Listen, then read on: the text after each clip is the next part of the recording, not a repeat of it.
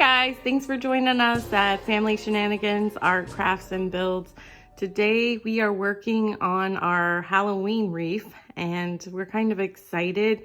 Our Dollar Tree continues to have these bicycle wheels in stock, and we kind of got inspired. We're looking at it, we're like, kind of has like the basic shape of a spider web, and I think we can fill it in and make it into one. So let's see how that turns out. So we hope you guys enjoy this video today. And if you could, we would really appreciate if you press the like button, the subscribe button, and we love hearing from you guys, so please place a comment down below. So today we're using this I Love This Yarn metallic, and it is just the basic black. Probably any color of your choosing would work. We decided we wanted to go with kind of a black spooky look, and we wanted some of it to kind of pop. So we're hoping that the metallic also gives it a little pop. And what we're gonna be doing is, for the outer edge, we're gonna be using some of these different decorative mesh here. And so I think that we're just going to be putting the yarn here on the spokes. So we're going to be wrapping the yarn around these spokes here. And we were just kind of discussing the center here, kind of thinking about spider webs and their design and nature. And we had a couple of different ideas. We were like, do we cross over completely and kind of cover the whole hole? Or do we try to wrap the yarn so that we kind of leave the hole open? And even if it does, we were thinking that even if the hole is kind of small, it would give more an illusion like a spider web, that there was an extra little hole there. So the first thing we're going to be doing is wrapping just these spokes here and kind of going in the center, leaving that hole here in the center open as much as possible as we can. And in case you're interested to know what size that we're using, we're just using this 14-inch bicycle wreath. I don't know, in the area where you live, you might have a different size there. And if you do, I don't think it'll be that much of an issue. And probably if it's like a little bit larger, you can probably just add a few extra rows when we do our in-between work. Or if it goes a little bit smaller, it might not come out. It might be a little bit harder to get the web look once you add the mesh, but I think it would still probably work okay. And for those of you who've seen some of our other wreath videos, you know that we like to, instead of using like a whole ball of yarn or a whole ribbon or whatever the item is, we like to cut them down into a more manageable size. So we have our yardstick here, and we're just gonna measure out probably about 4 to 5 yards of yarn, so it's easier to handle. So we decided today the best glue that we think is going to work for the project is going to be our hot glue, and we love this little hot glue tray. It's a lot easier than the gun usually is. Kind of, you have a little bit more control over how the hot glue comes out. I don't know, what do you guys think? Are you guys big fans of hot glue like we are, or is there a better glue out there to use? Leave a comment and let us know what you think. Okay, so we put a little bit glue on the end here, and we're considering the spokes here to be the front side. And so we're gonna go ahead and kind of just pull this guy through the back here, because it's a little bit of a flat space, and go ahead and tack that down with our hot glue. And then we're gonna go ahead and use our yarn. Oh, the metallic is catching a little bit there. Give that a second, and then we're going to just begin wrapping our spoke here.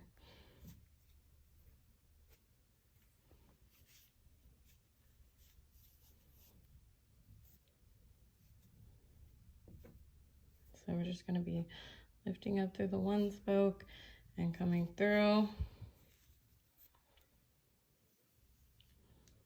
and we'll just keep working along, and we'll meet you back when we're finished. Okay, so we finished one full spoke now, and just wanted to give you guys a little tip. We decided to use a little bit of a toothpick here to help us finish it off into place. And we're just gonna do that there. If you prefer, you can use the hot glue gun or some craft glue. We like the way the hot glue sets, so we're just gonna go ahead and keep working this way, and we'll meet you back when we finished all the spokes. All right, guys, we're all excited. We finished all of our spokes now. We have our little open area here. It's kind of hard to see on the camera, kind of like the center of our web. And we have a little hot glue on the outer edge, but that's okay because we are going to cover that in a little bit with our mesh. And then now we're going to go ahead and start working on our inside areas of the web. Okay, so we're just using the ruler now to kind of figure out where we want our center rows to go. And we want an area, a space for the mesh to go. So we're going to have a row here starting at the 5 to give us some space. And then we're going to have a row here at the 3. And then we're going to have one at the 1 there because our center row is kind of like the beginning one. So we're going to do 1 inch and then 3-inch row, and then 1 at the 5-inch. So now we're using our crochet hook. It's a 4.5 millimeter crochet hook. And all we're gonna do is we kind of made like a little loop here, and then we're gonna go about 1 inch there. And then I'm gonna reach under this crochet hook. I'm gonna kind of, I keep losing it, grab it here. And then gonna keep myself about 1 inch from the thing, and then I'm going to go ahead and loop it on my crochet hook. That's a little hard to do with the camera rolling. And then I'm gonna come in and do kind of a chain hook here, and then I'm gonna probably use some hot glue later to secure it a little bit more, but I'm gonna go ahead and I'm gonna start doing a chain stitch. And what I'm gonna do for each row is basically chain, which is kind of, you take the yarn here, you yarn over, and then you pull it through the loop that was already there. And then I'm just gonna continue to chain all the way across. And then when I get to a spoke, I'm gonna take the yarn, and I'm gonna do this pretty simple. I'm just going to kind of wrap the yarn around the spoke like that. Make sure it's like kind of nice and tight there. And then I'm gonna go ahead, and once it's been wrapped and kind of secured on the spoke, I'm gonna go ahead and do another chain. Okay, and then for the next area, we're just gonna continue doing those chains, and then we're just gonna kind of continue to chain all the way around, wrapping around each spoke, and then chaining, and then wrapping around spokes, and then chaining, and then wrapping around, until we get all the way back to the other side. So we're just gonna continue to chain all the way around, and we did want to let you know that it's about 5 chains across for us from spoke to spoke. So we're doing about 5 chains in between.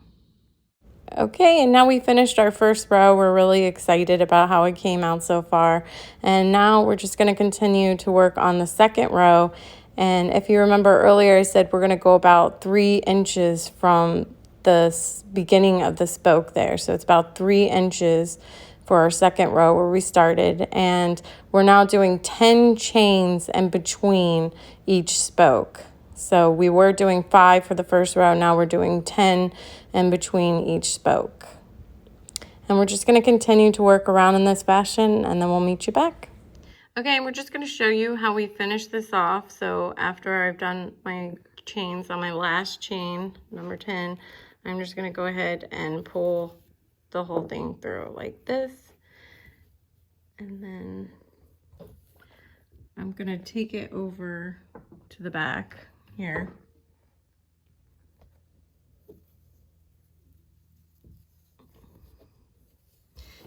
And then I'm just going to add a knot on the back side. And I'm gonna do that kind of, I believe twice is what we did. And I'm kind of pulling it kind of tight. And then I'm gonna finish that off with some of our hot glue on the back and just try to seal in the area there. Just for a little added protection.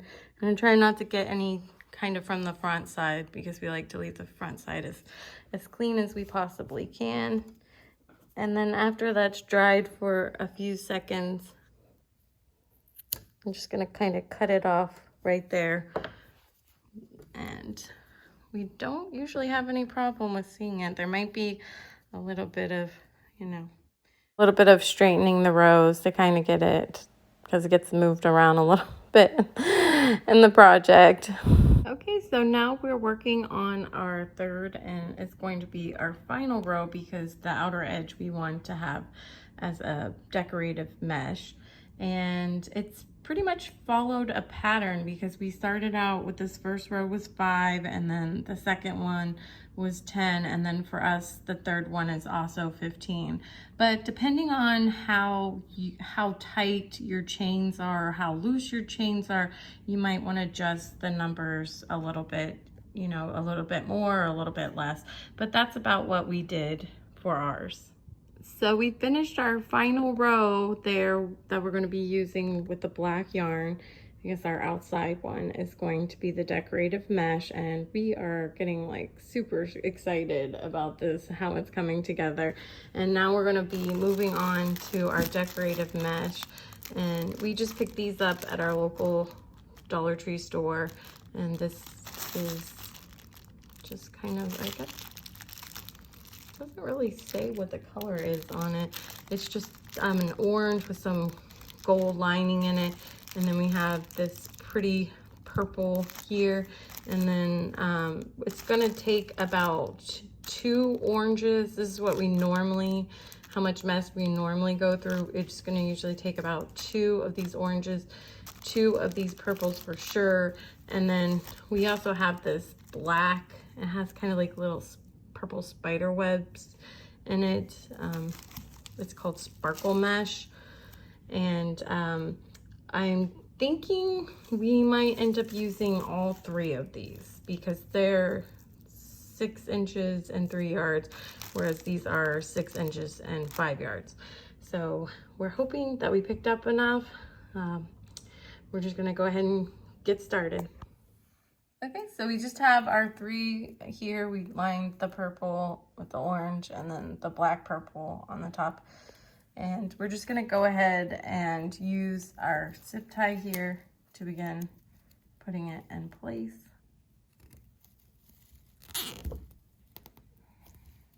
And then we're gonna cut that down.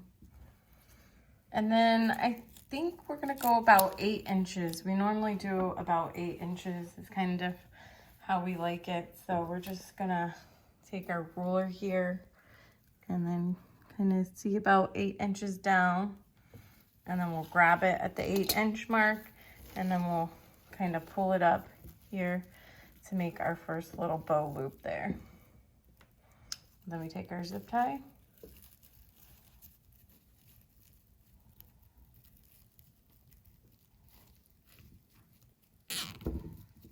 zip tie it in place.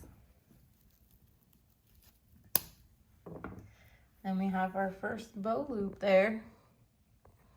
And then now we're just gonna continue to go about 8 inches every time and make another loop. And then zip tie it in place. Okay, so now we're just gonna continue. It's gonna be 8 inches for each loop that we do. And we're just gonna continue around, and then we'll meet you back. All right, as you can see, we're just continuing to working around, and I'm not gonna lie, the glitter is going everywhere. It's gonna be kind of fun to clean later. But a little sparkle makes everything better, right? All right, guys, we have finished with our decorative mesh all around. It took about 28 loops for us to do the whole wreath. And we found this orange little guy here. He's so cute.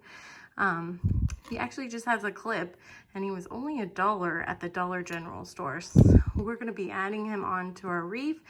And then we're going, I think, maybe to do flowers, add a few flowers around the wreath. I don't know, what do you guys think? Do you add flowers? Would you add flowers, or would you leave the flowers off? We'd love to hear from you.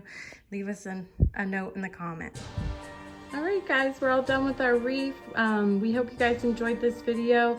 If you did, please give us a like, a share, leave a comment, let us know what you think. We'd love to hear from you, and we hope you enjoy this Halloween holiday and the holidays to come. Thank you.